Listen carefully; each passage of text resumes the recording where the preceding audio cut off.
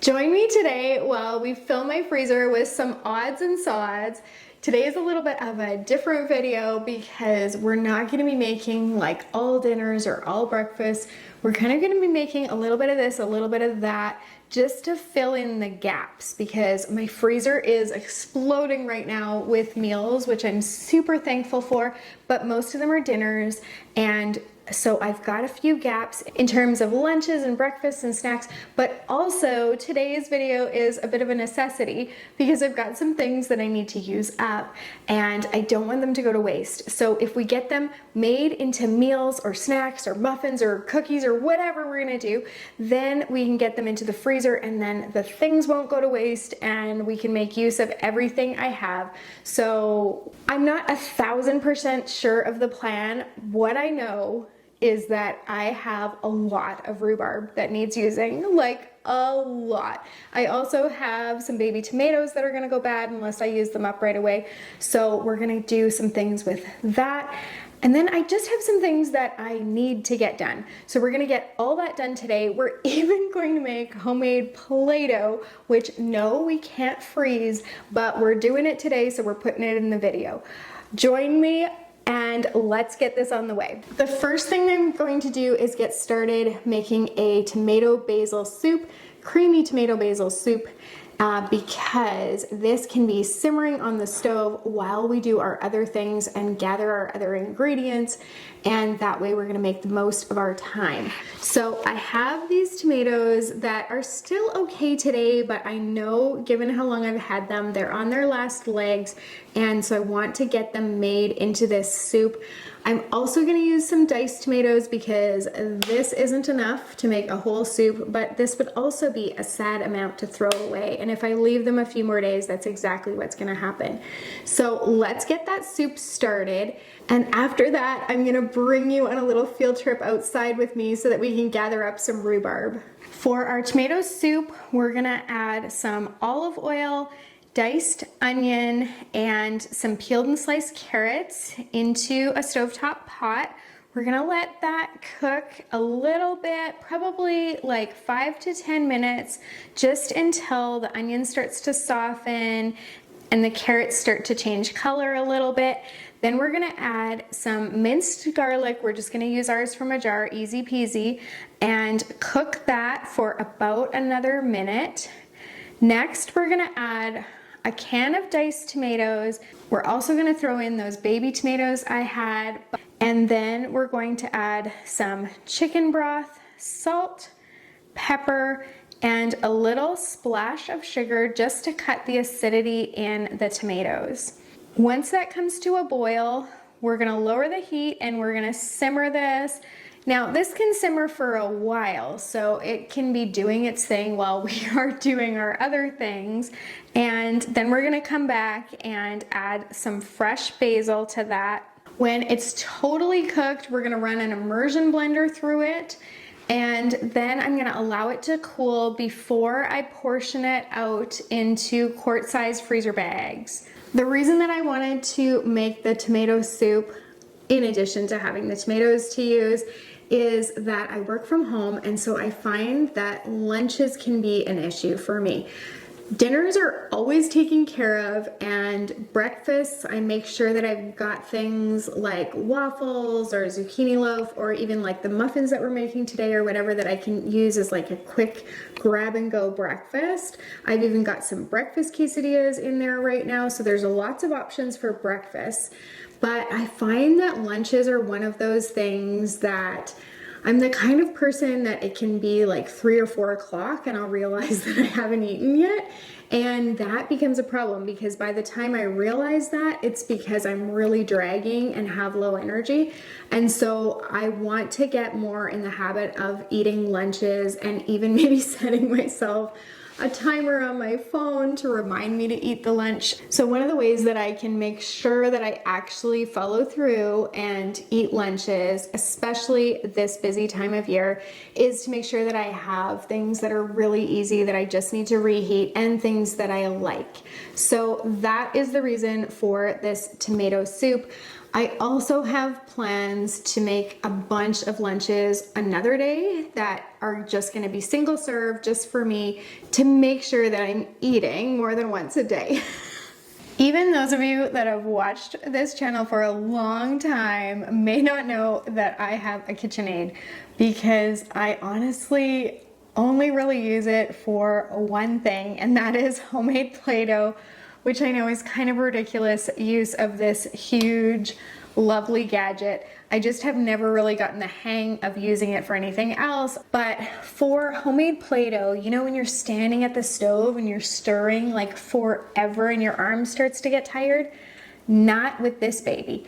So today we are using a recipe passed down to me from my aunt from my childhood.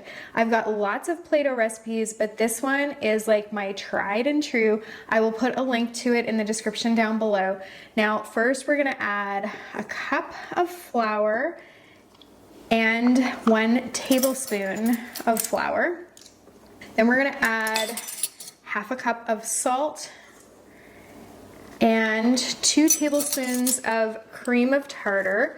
Cream of tartar is the thing that makes Play-Doh like elasticy and fun to play with. So I might be a little short on this. Hopefully it'll still work out. It's like a little under 2 tablespoons, but just throw every last little bit in there. Should be fine. Like I said, this recipe is tried and true, and I've never messed it up yet. Next, we're gonna add a tablespoon of cooking oil and a cup of boiling water. But before, I've got hot water. I'm gonna bring it to a boil just in the microwave, but before I do that, what I want to do is add the color. I prefer to add the color to the water. I just find it mixes better. You don't get streaks in the Play-Doh. And I prefer to use, you can use just food coloring and it's fine, but you'll get a lighter colored Play-Doh. So I like the paste, but we just need to pick what color. So this is for our little guy. He's almost 2 and getting to that kind of Play-Doh stage. Now, this isn't an edible Play-Doh because of the amount of salt in it, so we will have to supervise him pretty closely on it. I do have recipes for edible Play-Doh too. I can put those in the description also.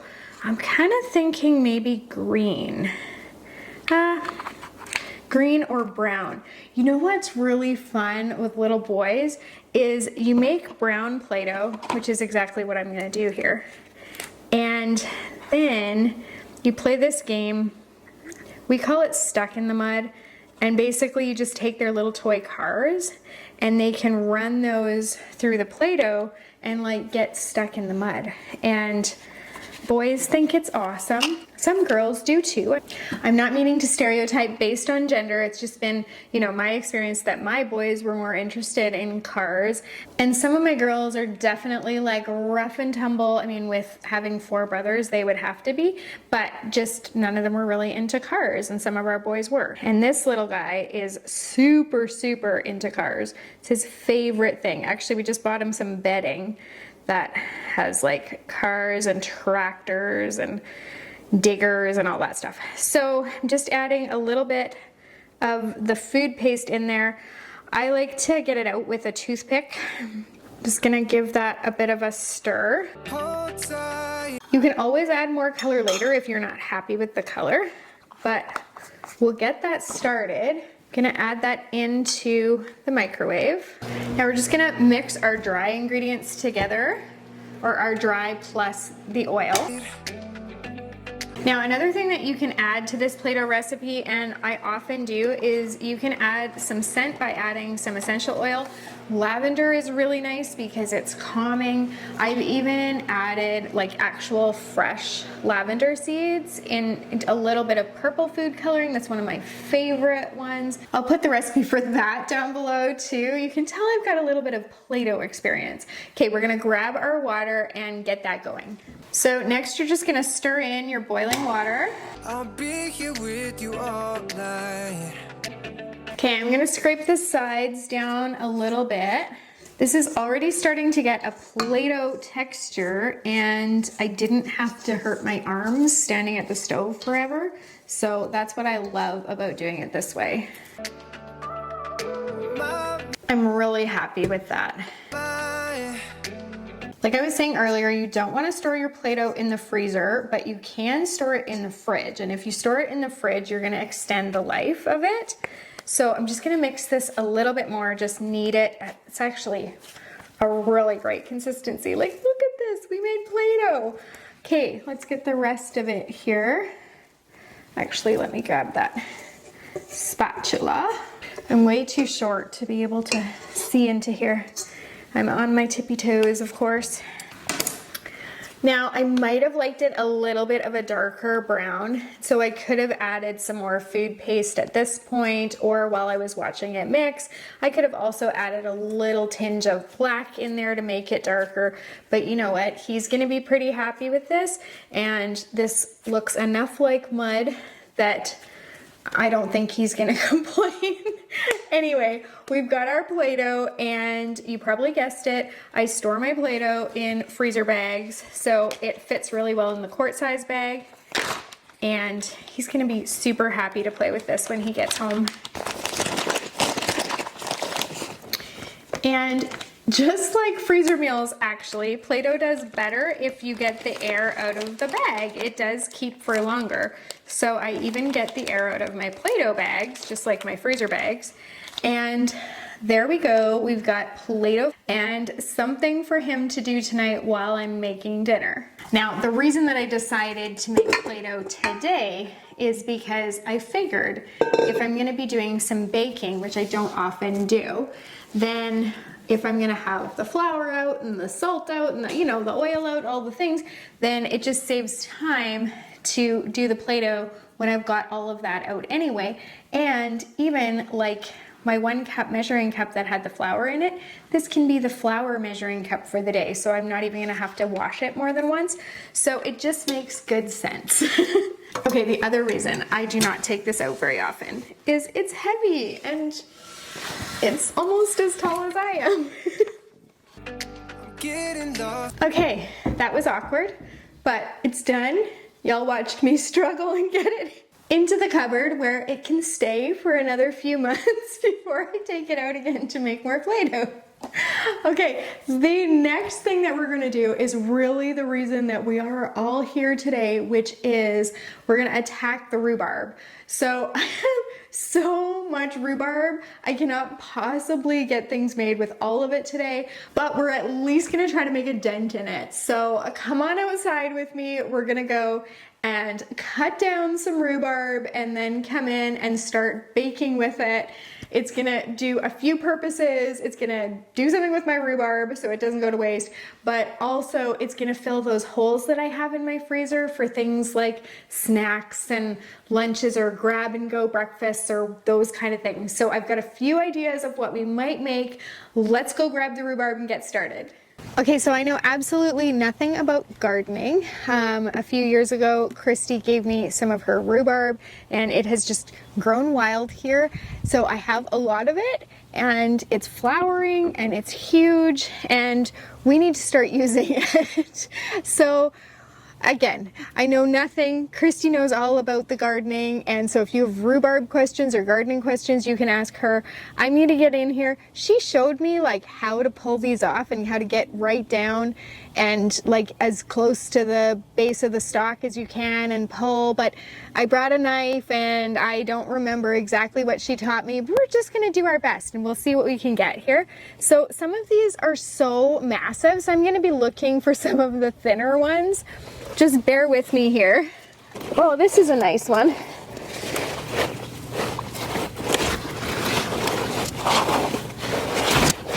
Oh my goodness.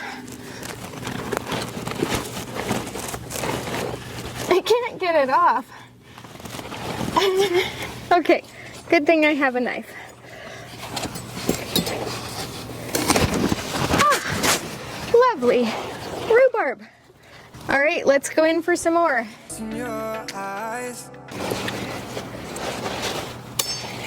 Whew, that was kind of fun. It's like a machete. Look. All right. I better be careful with my machete.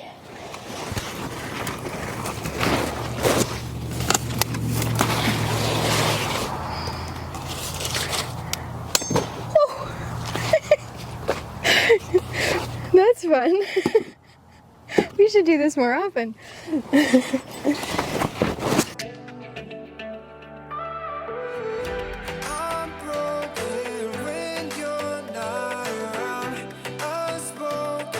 Okay, we're gonna put these leaves in the compost pile a little bit later, but for now, let's go in and wash this rhubarb up and get it put in some recipes. Okay, we have our rhubarb hull, and we obviously have the ability to get a lot more rhubarb if we need it.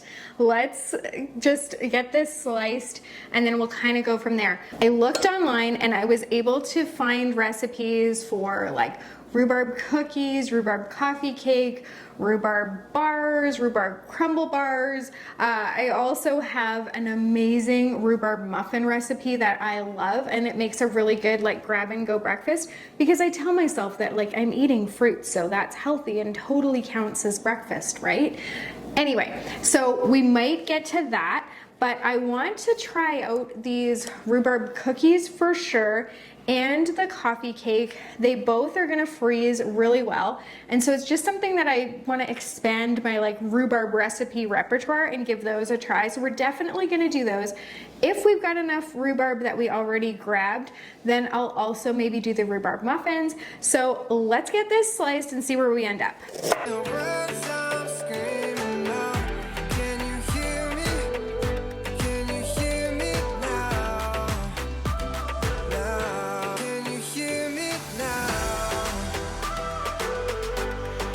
So I've only cut 3 rhubarb stalks, and they're not even the largest ones that I got. And it's become really apparent that, first of all, I am not a good judge of spatial concepts, which I already knew, but I'm not a good judge of like how many rhubarb stalks will translate into like the amount of rhubarb I need for recipes, because evidently I'm gonna be here slicing rhubarb for days. Not really, I'm exaggerating, but you know what I mean. The great news is that rhubarb freezes super well, and I actually have a video, I'm gonna pop it right up there, on how to freeze rhubarb. Incidentally, I freeze rhubarb all the time, and so I am gonna get this all sliced, and for the extra I will put that in the freezer, and then whenever the craving strikes for me to do baking with rhubarb, I've got it all ready. What I like to do when I freeze it is portion it into 1 or 2 cup bags, so that way I can write on the bag how much is in there, and if I'm doing a recipe that calls for 1 cup and I'm doubling it, I can just grab out a 2 cup bag and throw it into the recipe, and I know that it's perfect and good to go. So we're definitely going to do that. So that has become apparent. The other thing that has become apparent is that we're gonna be able to make cookies and coffee cake and muffins and like anything else that we want with rhubarb today. So we'll see how much time I have. We'll get done what we can. The rest will go in the freezer. But yeah, now you know that a giant bowl of rhubarb, and it wasn't even that full, but it is a really giant bowl. So far we have 3 cups, and that's 3 stalks. So I guess we could conclude from that that 1 stalk equals 1 cup, but as you can see with rhubarb, like all stalks are not created equal, so I don't think that we can actually go with the 1 stalk is 1 cup rule, because I somehow doubt that these 2 are going to equal the same amount. Anyway, we're going to keep cutting here and then we'll get to our recipes.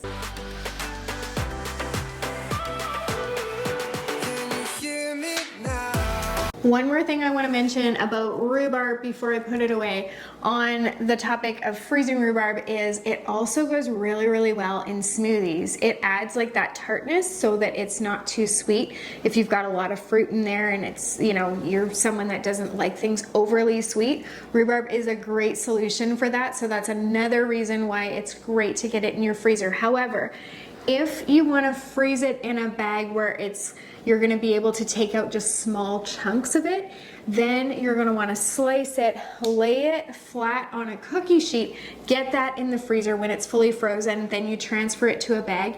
That way it doesn't stick together and you can just take out exactly as much as you need on the day you're going to go make your smoothie. Just a quick rhubarb tip. This wasn't planned, but I'm actually going to be showing you 2 different ways to freeze cookies today. The reason for that is because these rhubarb cookies, I really want to try them. I was thinking of doubling the recipe, but realized since I've never had rhubarb cookies before, let alone this particular recipe of rhubarb cookies, I don't want to double it in case we don't like them. So I am going to bake them and test them, see that we like them, and then I'm going to get them in the freezer once they're cooled. But with the other cookies that I'm making today, I'm making oatmeal chocolate chip request from my husband, and what he requested was actually kind of funny. He has a special day coming up, and I was asking him what he wanted for that day, and he jokingly said to me that he wanted our little one to come in his room in the morning with a plate of hot cookies from the oven, and he was like specifically oatmeal chocolate chip. He knows this one particular recipe of mine that he really likes, and you know, he was totally joking. Like, he was completely kidding when he said that like early in the morning our little guy's gonna like walk in with this tray of warm cookies from the oven. Of course he doesn't expect me to get up in the morning and make cookies for him, but as soon as he said it, I thought, I know a way I can make that happen, which he would think is hilarious. So I'm going to get the dough made. We're gonna roll it into like balls of cookie dough. We're gonna freeze those balls, again on baking sheets, and then once it's frozen, we're gonna transfer it into freezer bags. And then on that morning, I can take out just 1 tray's worth of the cookie dough and I can bake it up fresh, surprise him with it. He will totally get a kick out of it, and he's not expecting it. So that's the other plan for today. You know how I said that we're gonna like fill my freezer with things that I need? Well, that's the kind of thing that I'm talking about, even though that one's just kind of a joke, but this is a way I can pull that off and it'll be kind of funny. So you're gonna get to see how we can freeze cookies 2 ways. You can freeze it with the dough and bake it fresh, or you can bake them, cool them, and freeze them. Okay, I'm gonna grab the butter that's softening in the microwave and we're gonna get started on these. I've never made this recipe, like I said. This is from Kitchen Diva's website. I looked for rhubarb recipes and theirs had high ratings, and so we're gonna give it a try. I will put the link to this in the description of the video down below. Have I mentioned lately how much I love having my plugins beside my island? On my island, before we renovated the kitchen, the plug was right here in the middle. And it was such a pain to work around that. It was even worse to try to film around that, but I love and appreciate having my plugs on the side, and every time I go to plug something in, I think, oh, this is so nice. Anyway, okay, we're gonna get some brown sugar in there with our softened butter. We're just gonna do 1 cup of brown sugar here. Then we're gonna add an egg. And give that a mix. I'm just gonna throw this in my compost bowl, which I usually have handy, but we've got a lot going on here, so we're just gonna try to keep some things off the island. Now we're gonna add flour, cinnamon, salt, baking powder, and baking soda. Mix it again before we add our rhubarb.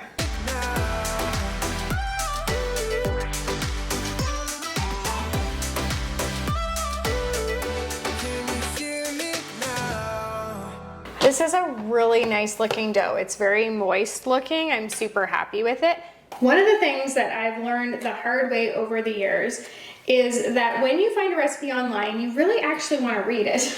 I know that sometimes people complain that bloggers put too much on the page, but if you just jump to the recipe, sometimes you can be missing really important notes. And one of the things I noticed about this recipe is that they said that these cookies do flatten out and spread. And so I want to make sure that when I put them on my trays, I don't put them too close together, because since I've never made these before, I'm gonna believe the person that invented this recipe.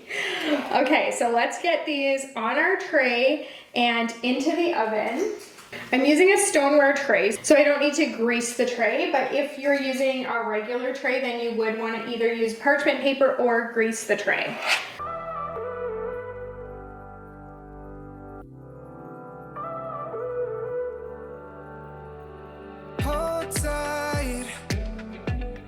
I'm making a game time decision here. I am going to take the rest of this dough because we've got the cookie scoop in there. If I wait until those ones are done and then refill the trays and all the things, it's harder for me to move on to the next recipe. So I'm actually going to get these onto a parchment paper lined cookie sheet here. Here, I'll give you a better view. And then these can go in the freezer and they can be just like the chocolate chip ones where I can bake them up fresh on the day I go to make it. Now, these will be great to have, assuming of course that they're delicious, if we have unexpected company, or you know how like it's summertime and you get invited to things, or you decide that you're gonna have like a park day or a beach day last minute and you need to quickly pack a lunch or a picnic or grab some snacks. Well, this will be perfect to be able to make up for then. I mean, imagine being able to have like home baked cookies just at the drop of the hat. It's like when you do those fundraisers where you can buy cookie dough and it sits in your freezer. And while those are great, especially if it's raising funds for a good cause, with these, you know, like with any homemade cookie dough, you know exactly what's in it. You know how fresh the ingredients are. You know if you've got allergies or something that you can avoid those. So in our family, we've got one kiddo with a tree nut allergy and another one with a peanut allergy. So we have to be pretty careful in this kitchen. And that's something where I can't just go to the store and buy cookies to take with me places, because sometimes they'll be peanut free, but not tree nut free. Or sometimes the factory they're made in can't guarantee that they weren't in contact with, especially tree nuts actually. I find that there's more, I guess, awareness about peanut allergies, and so that's an easier one to avoid. But the tree nuts gets pretty tricky. So with making my own cookies, yeah, they probably do taste better, honestly, but also I can control exactly what goes in them. And if you need to be gluten-free or dairy-free or any of the other ingredient-frees, then you can control that too. I'll be here with you all night. Now, once these are fully frozen and we bag them up, we're gonna make sure that we get the air out of the bag, of course, and then one of the other things that we're gonna make sure that we do is we're going to write what kind of cookie they are on the bag, because if you've got multiple kinds in there, you'd be surprised how easy it is to mix them up. You're also gonna write the cooking instructions. So, you know, these are bake at 375 for like 12 to 14 minutes. So you're just gonna write that right on the bag or put a label on the bag with that information on it. That way you can take out as many as you need, get those in your oven, have your fresh baked cookies. Let's throw these in the freezer. Even though we've got our rhubarb out and we could just switch into rhubarb mode and get that coffee cake made, my brain is in cookie mode. So let's get those oatmeal chocolate chip cookies made. I'm gonna show you how simple this recipe is. It actually came from a kid's cookbook. I think it was called Kids Can Cook from Companies Coming. And I've been making it since my kids were really little. It's just kind of one of those winners. I know everybody has like the best chocolate chip cookie recipe, but when it comes to oatmeal chocolate chips, these really are the best. I'm gonna scurry around and grab the ingredients, and then we're gonna get these cookies made, and then we're gonna move on and make a dinner. Like, well, maybe we'll make the coffee cake first, but at some point today we're gonna make a dinner. I am not short of dinners in my freezer. However, in the Freezer Meals 101 Club, where we've got, you know, the recipes, meal plans, shopping lists, prep lists, printable labels, like all the things to help you fill your freezer, we're always trying to fill the holes in there. And so while I don't have a hole in my freezer for dinners, I do have a bit of a hole there when it comes to beef recipes. Now, we have a lot. I think we have over 80, but we've got 100 chicken recipes, and we have like 89 vegetarian recipes, and we've got some pork, and you know, so I know that people love their beef. I'm always trying new beef recipes to see if they're good enough to make it in there. And I heard about these honey sriracha meatballs that sounded so delicious, so we're gonna give them a try today, get it in the freezer so that we know that they freeze well, thaw well, cook well, like can do the process well. And then, yes, like I said, even though we don't have a main course issue in the freezer, it's filling another need. So we're gonna quickly whip those up and continue on with our like snacks, cookies. This is like a hodgepodge video if I ever did see one, but kind of having fun, and I'm trying to beat the clock because I'm meeting my friend Michelle at the playground later, so I do have a deadline. I am halfway through, 3/4 of the way through my chocolate oatmeal cookies. I have told you all kinds of wonderful things about this recipe and how I'm doubling it, and I told you that we're putting in like the brown sugar and the butter and the egg and the vanilla, and we mixed that all up. I did not push record on my main camera when I told you that. I did have an overhead going, so you can see that all mixing together. Now I've just added some flour, some oats, rolled oats, salt, and baking soda. We're gonna mix that in. My apologies for the whole camera snafu. It's not the first time. It will probably not be the last time. But here we go.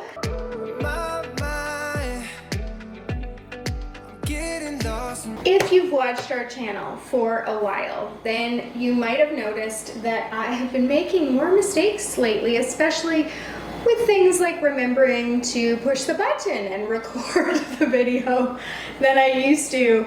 And one of the reasons for that is I'm just tired. It has been many, many years since I had to get up in the night with a baby or a toddler, and right now that's what's happening. I also am not really a morning person, but he wakes up at 5:30 or 6 in the morning, so I am now forced to be a morning person, and my brain is not completely caught up with the whole like lack of sleep thing. So that's why I'm a little slow when it comes to things like remembering to push record, or even sometimes like finding the right words to finish sentences.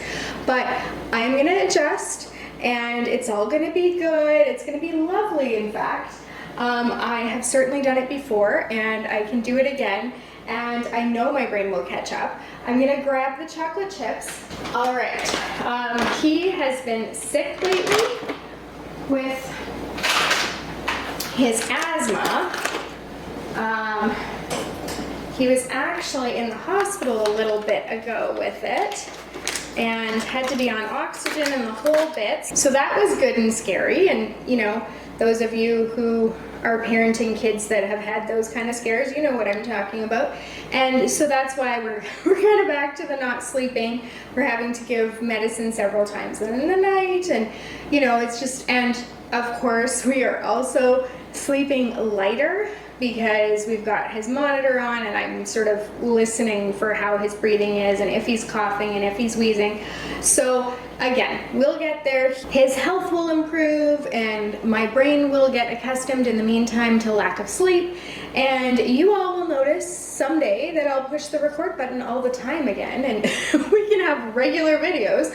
But in the meantime, thank you for having grace for me, and thank you for, you know, sticking with me through my brain fog and all the things.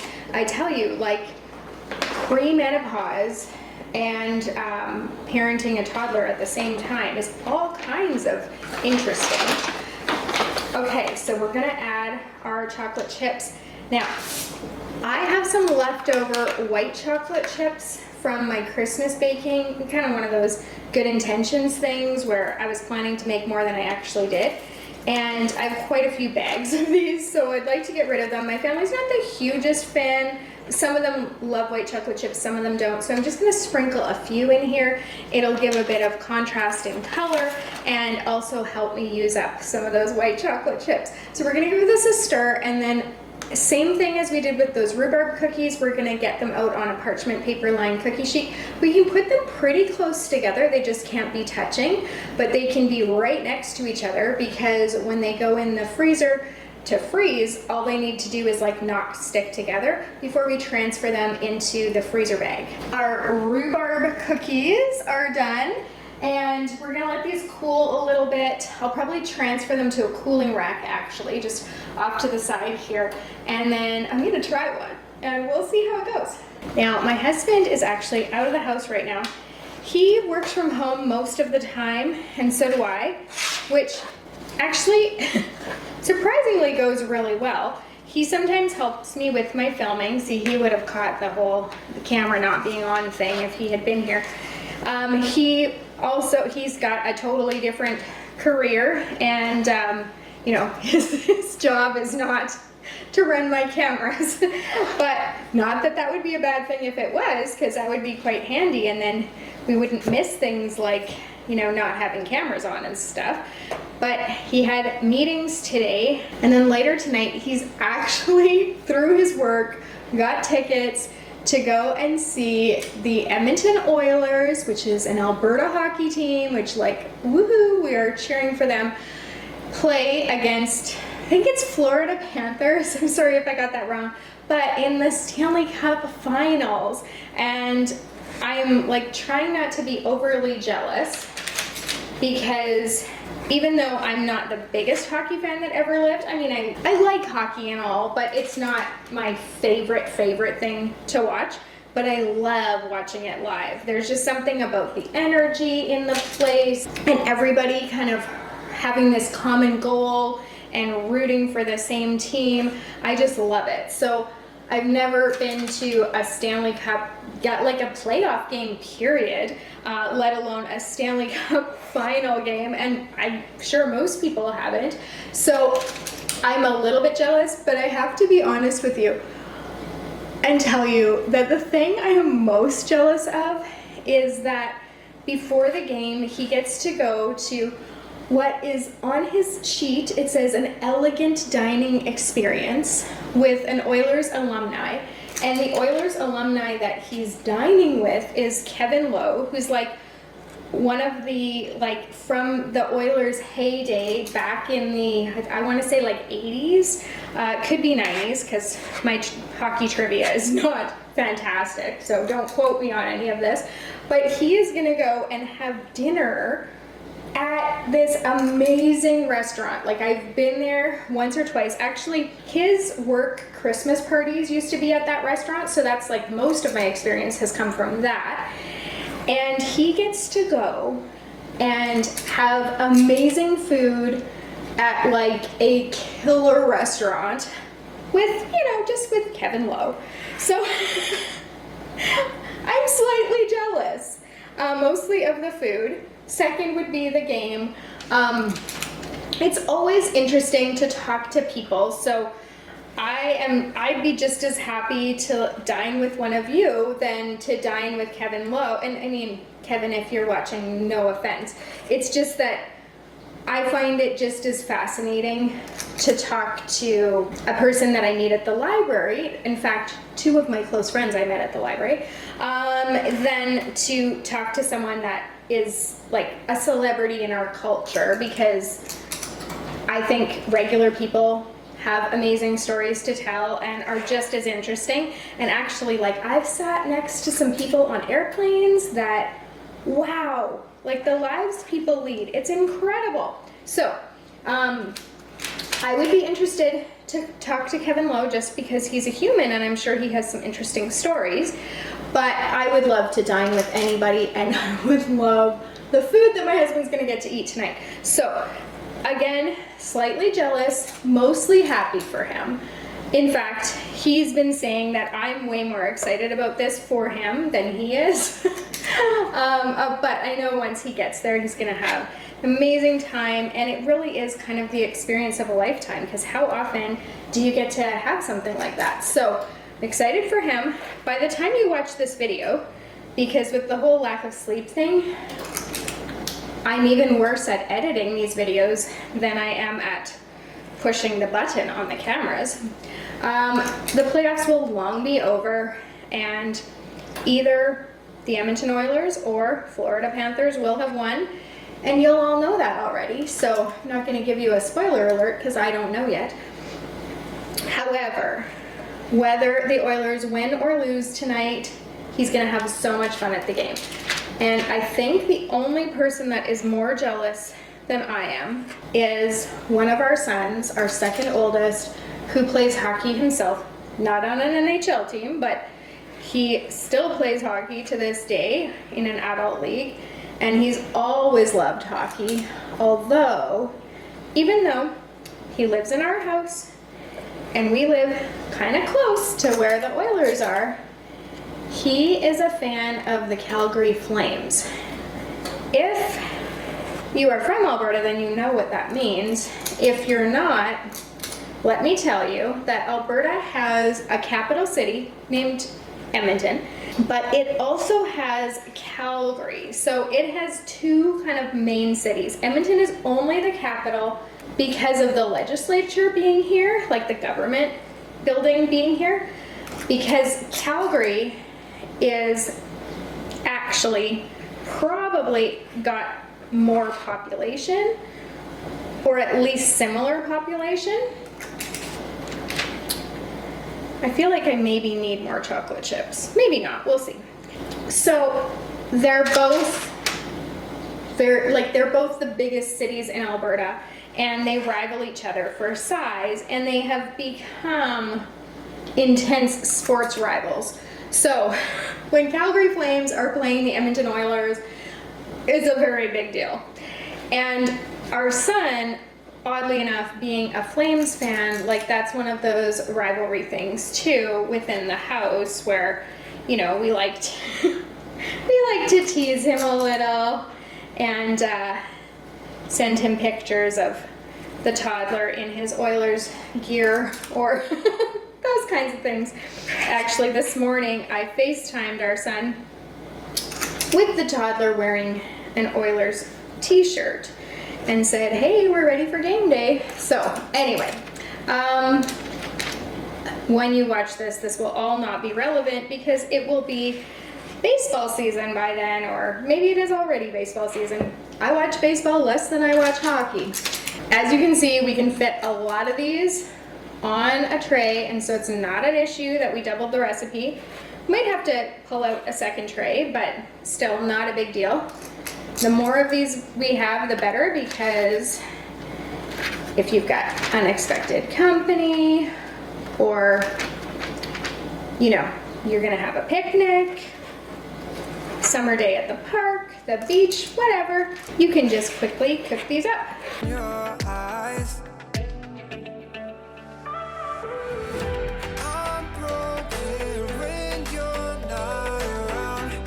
I'm gonna get these in the freezer, and while I'm there, I'm gonna grab out the meatballs and we're gonna quickly whip that up because that's important to get done today. If we don't get done the other rhubarb recipes, like, not a big deal, but I need to get those meatballs made so that they can get frozen so I can test them.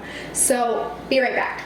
I almost always have the giant bag of Costco meatballs in my freezer because they make such fast and easy meals, and the Costco near us doesn't always carry them. So whenever I see them there, I stock up. I get at least 1 or 2 bags depending on how much room I have in my freezer. And so I knew I had this in the freezer, and as soon as I saw this recipe, I was like, I need to try to make that into a freezer meal. We're gonna add some minced garlic. We're just gonna use it from a jar, which I always have in my fridge, so it's always ready as well. And then we're going to add some honey.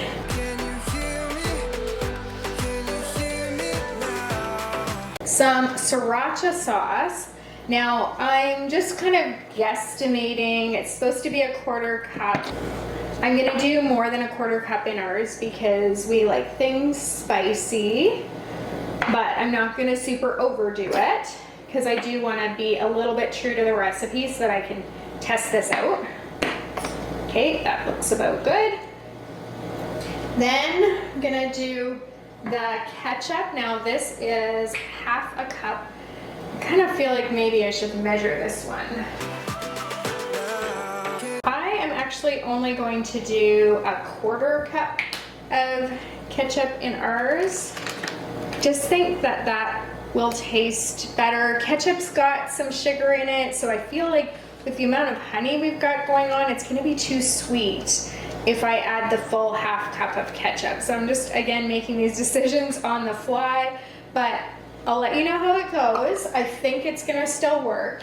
And then we're gonna add some green onions that I've got chopped already. I'm gonna squish it in the bag to combine it. Get out as much air as you can. And seal it. Now on the day you're gonna make this, this just cooks up in the slow cooker, 2 to 4 hours on low.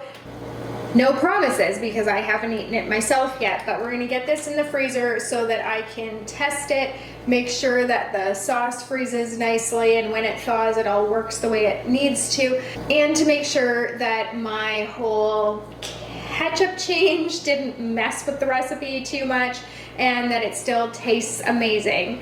One more down, and let's try those rhubarb cookies, shall we? Okay, so they look good. Yeah, you can see the rhubarb. We'll see how they taste.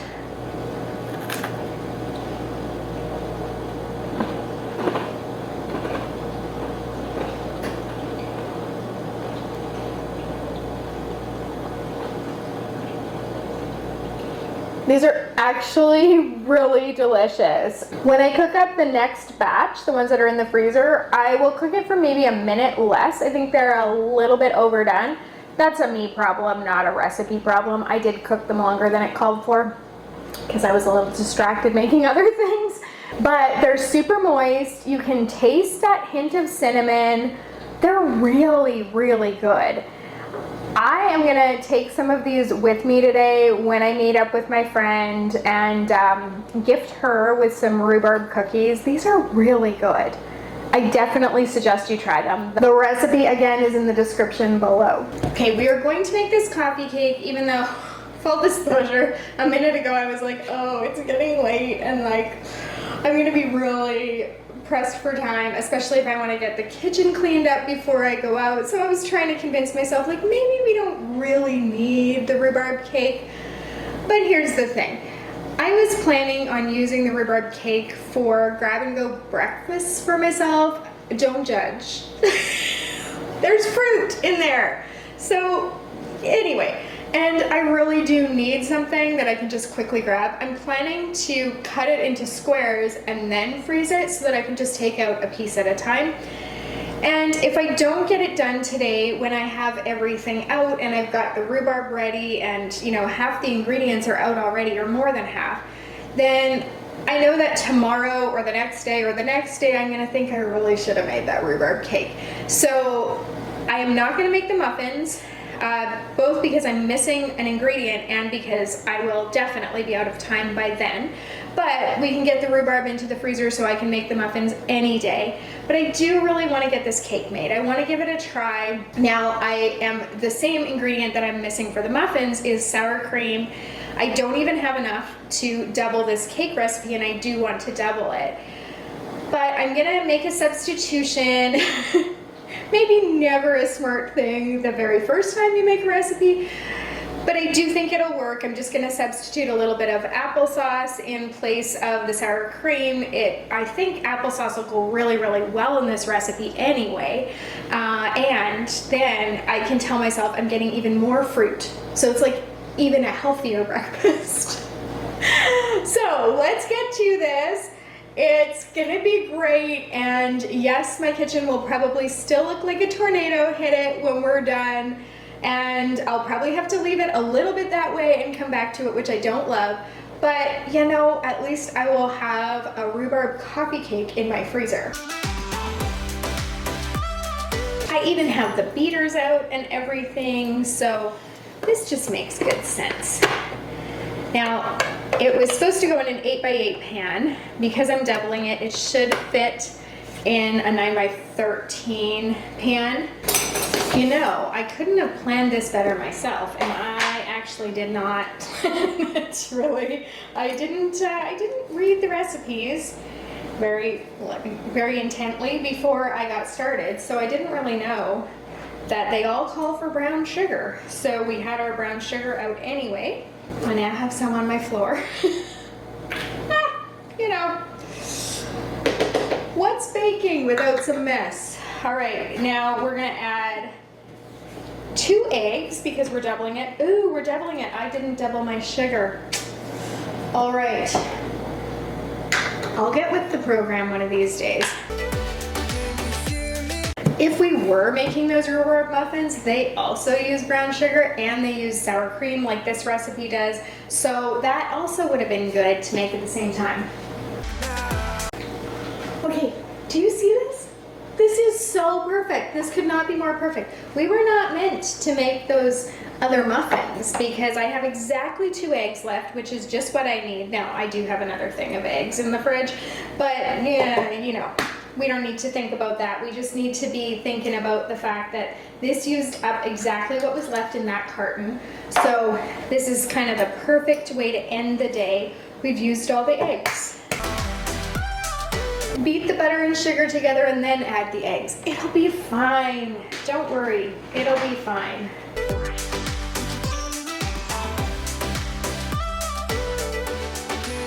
Just gonna add the applesauce into it so that we know that we combined, we have the right amount.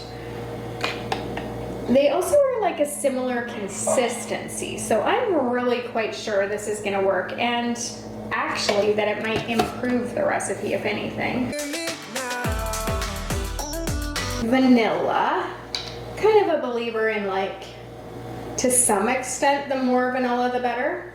But I have to tell you that one time I was cooking with my niece, it was like a decade ago, and we were making these Mrs. Field copycat chocolate chip cookies.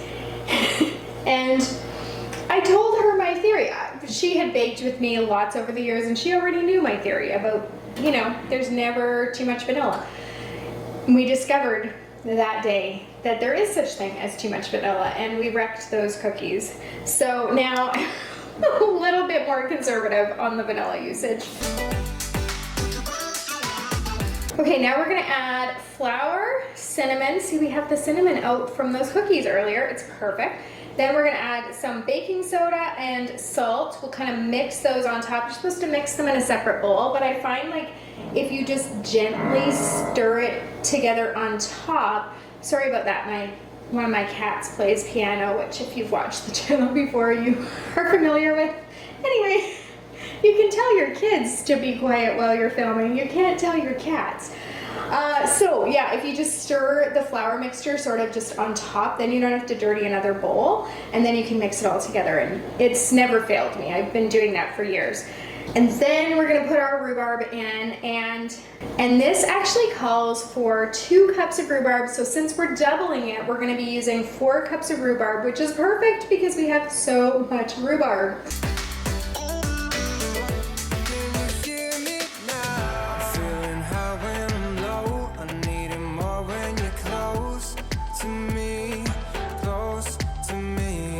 Okay, we're gonna throw it in our greased and floured cake pan and then get it in our oven.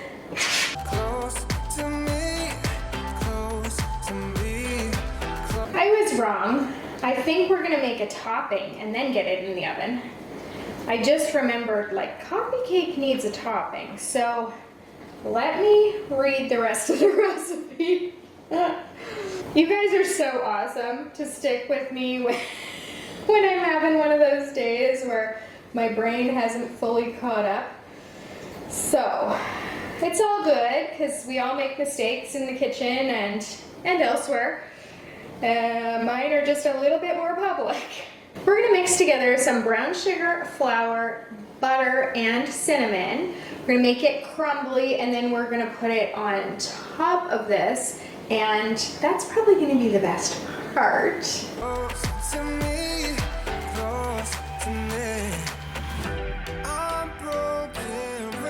You know how I said earlier that sometimes I forget to eat breakfast or lunch? Well, today is a bit of an exception because I had a waffle for breakfast, which was pretty awesome, so it was just in my freezer. But I did not have lunch, and it's kind of getting late in the day, so I'm probably gonna eat one of those rhubarb cookies. You know, 2 cookies, they have fruit in them, and I can justify that. It's funny because I'm not really a sweets person.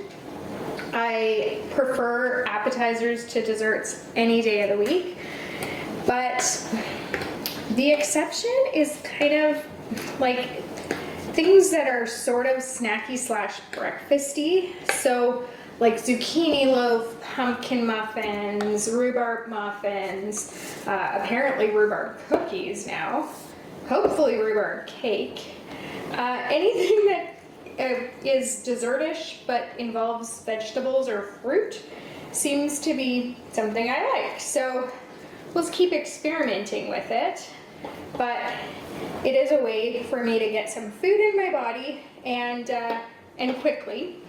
So I'm trying to just be a little bit more mindful, and having things all ready to go in the freezer is going to help me to do that. And like that tomato soup, I mean, tomatoes are healthy, right? So that will be something that I can know I'm eating well.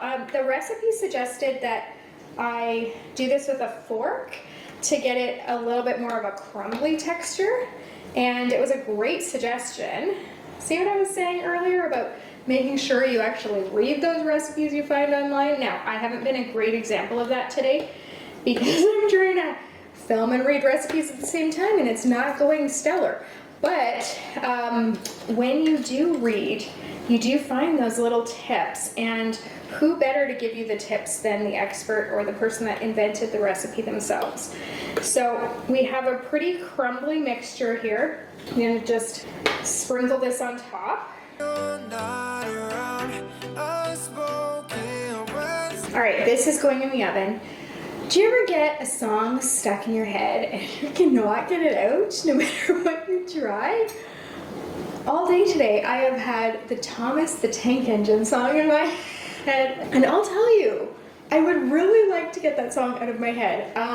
When I finish, get this in the oven, I'm probably gonna play some music to try to loop that out of my brain.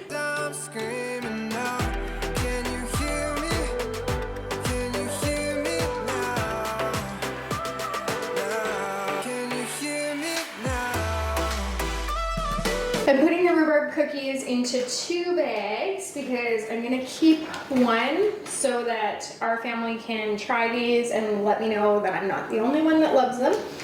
And the other one is going to go to my friend Michelle, who I'm meeting up with later today. These ones are frozen enough to transfer into a freezer bag. There's not a ton of them, so I'm just gonna put them in a small bag. So it'll be enough to bake 1 tray up fresh, maybe a tray and a half even.